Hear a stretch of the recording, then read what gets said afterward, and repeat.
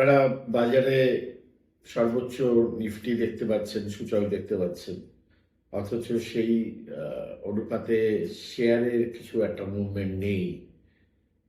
2024 সাল থেকে শেয়ারে যে কারেকশন শুরু হয়েছে সেটা এখনো যথেষ্ট রয়েছে। তো এই ফেনোমেননটাকে কি বলে, এই ফেজটাকে কি বলে সেটা একটু বুঝতে হবে আমাদের।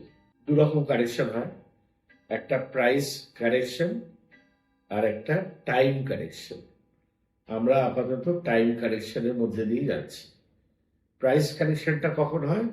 যখন price drops in one shot, মানে প্রাইসটা পড়ে যায় এক শটে।